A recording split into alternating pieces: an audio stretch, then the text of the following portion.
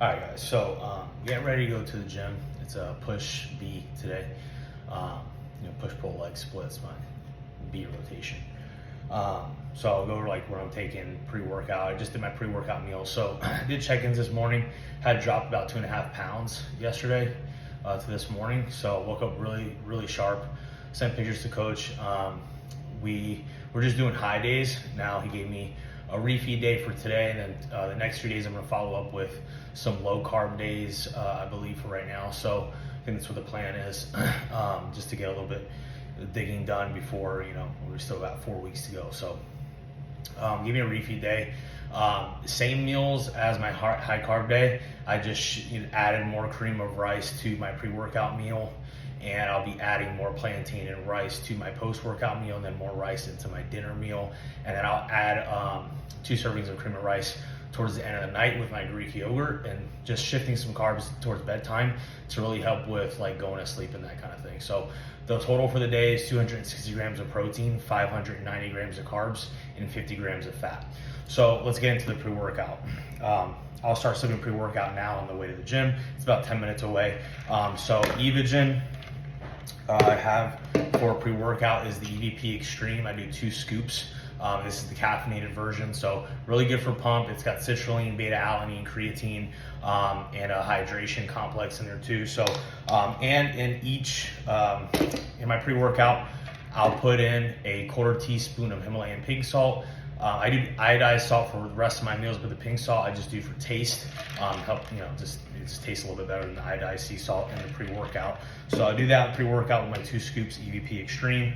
And then intra workout, I'll be doing, this is the Victory Punch flavor of the Amino Chem. So it's got 8.5 grams of EAAs in there. I do about 1.25 scoops, and I add another 1/4 teaspoon Himalayan pink salt for every hour that I work out. So I'll be there for about an hour. So I do 1/4 teaspoon Himalayan pink salt in there.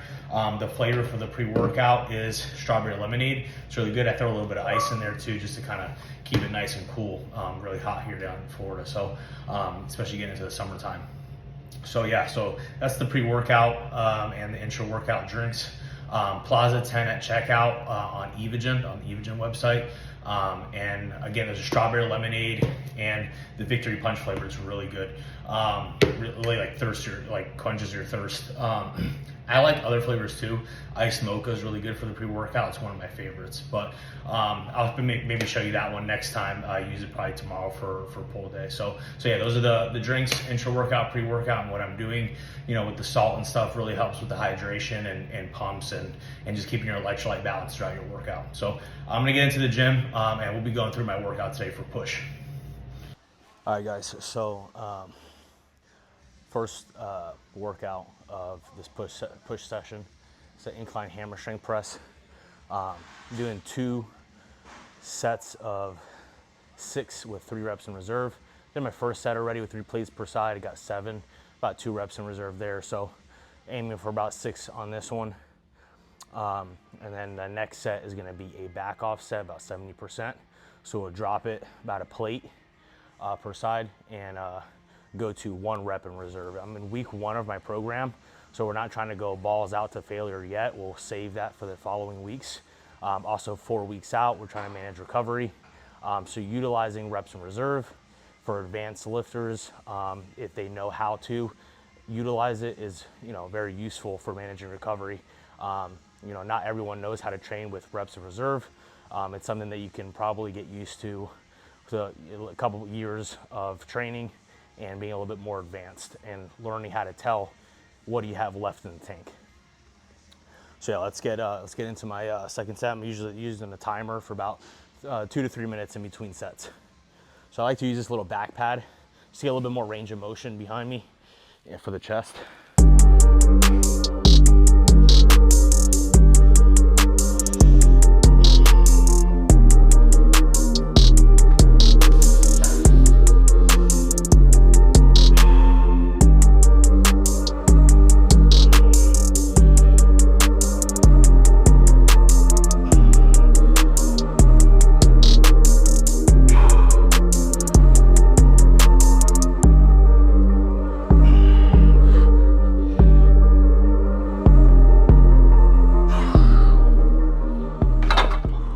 into our back off set. It's our final set, third set of this movement. And then we'll get into our next movement after this. Again, going for 1 rep in reserve on this set. And this is about 70% of my previous 2 sets will be a back off set.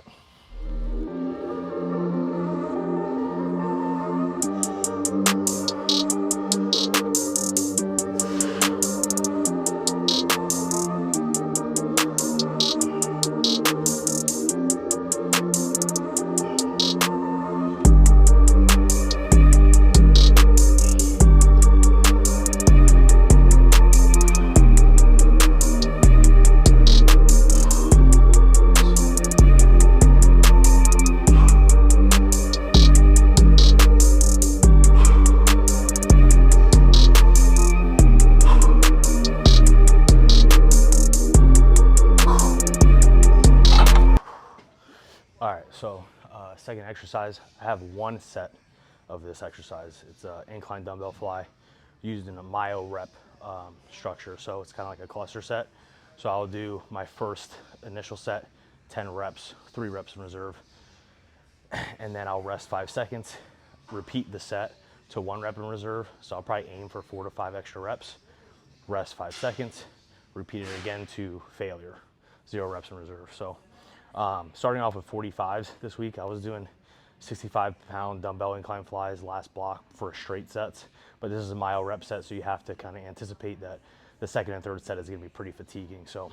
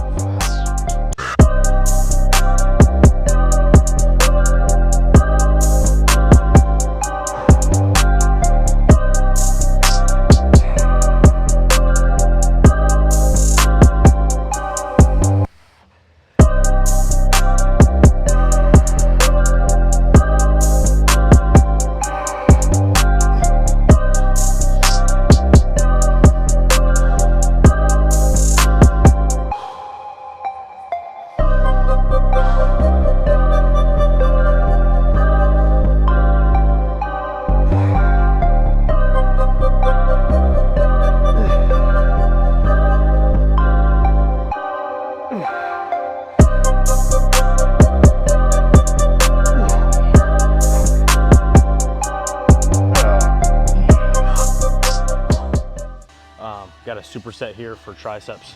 It's cross body press down. I'm doing 3 sets of 12 and jump in. Well, I'll do left arm, right arm. I'll jump into an overhead, single arm overhead extension with a rope. And then between sets, I was resting about 60 seconds to 90 seconds in between the sets.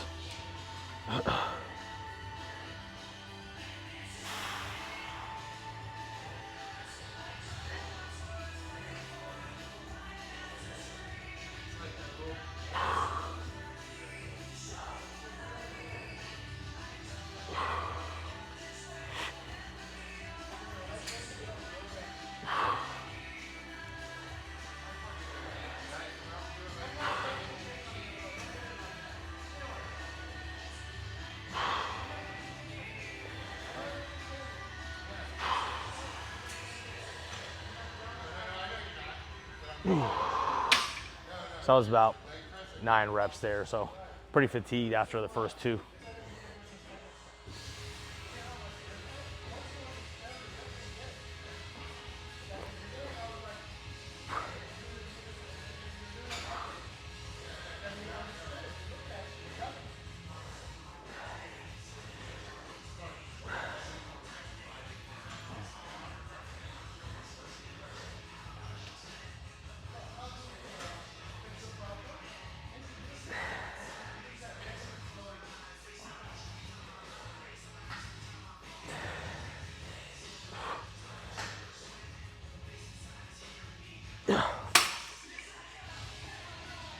So you can see kind of form breakdown towards like the last rep or so, starting to like trying to throw my shoulder into it.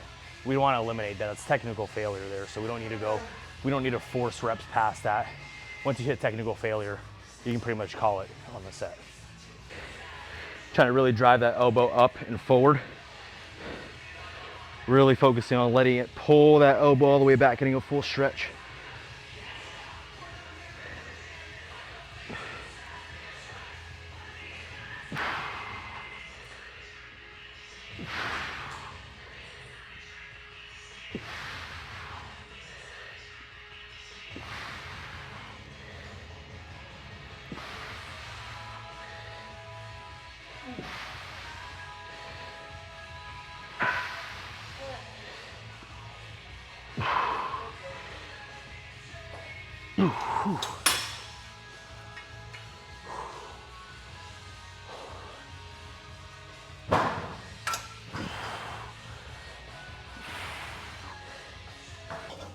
All right, so next we have a lying cable upright row. It's a little wider than shoulder width grip. So we're hitting shoulders now. Smile rep set again, so just one set. Hit about 10 with 3 reps in reserve, and then we'll rest 5 seconds, hit it again to 1 rep in reserve, rest 5 seconds, and we'll go to failure on the last one.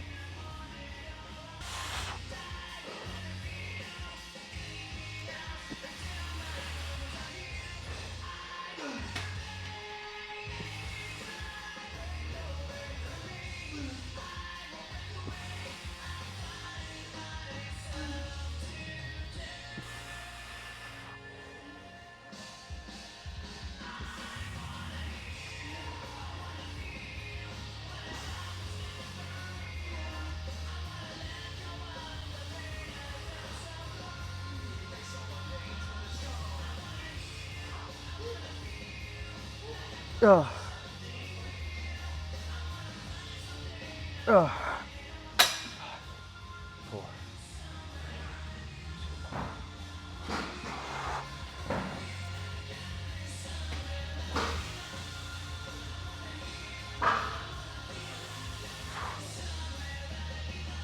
Ugh.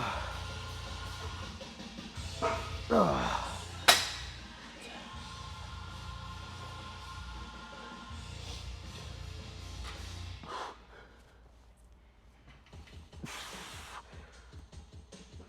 Ugh. Ugh. Ugh. One more. Ugh.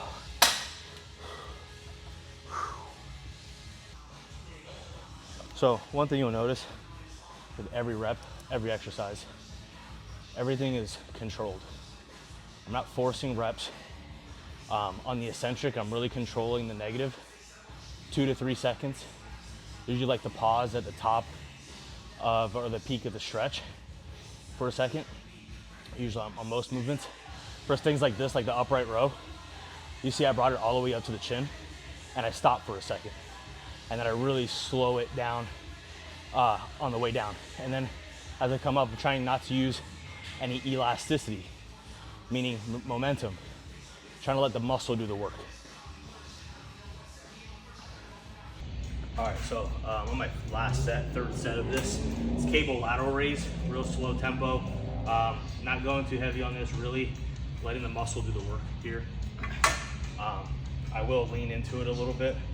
I like to use this strap too, kind of puts more pressure on the wrist rather than like the elbows. The grip would be a limiting factor sometimes, so this really helps. Slight bend in the elbow here, I lean into it.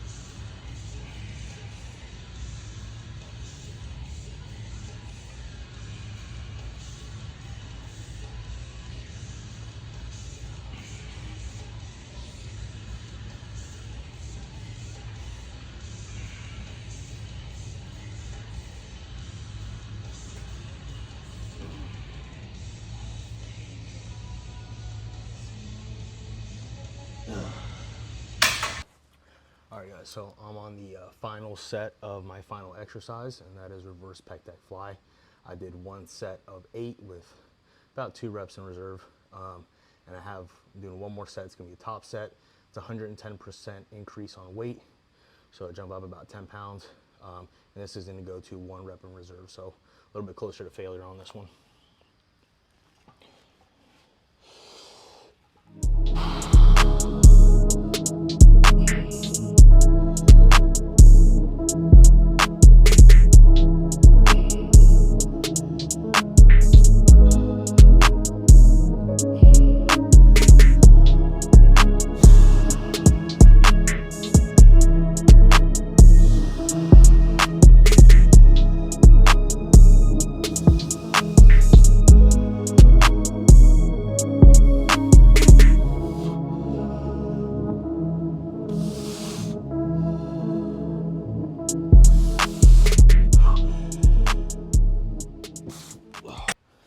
All right, so that's the end of the workout for push B.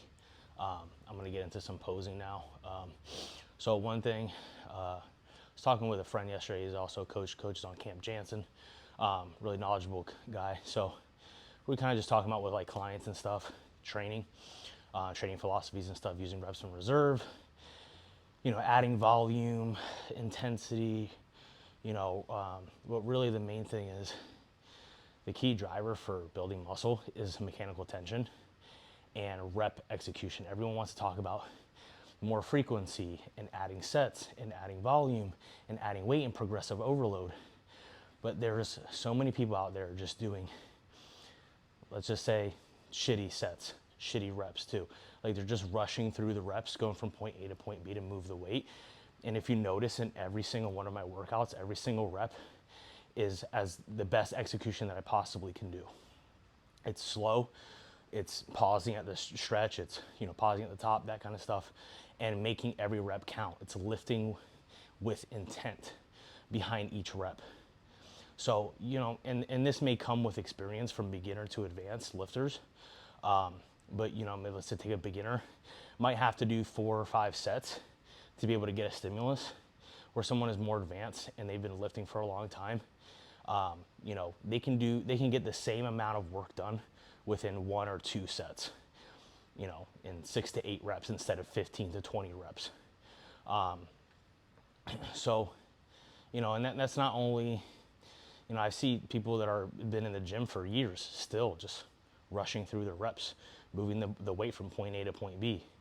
And a lot of people are like, oh, I need to do more. I need to do more to grow. I need to do more. No, you don't need to do more. You need to lift better.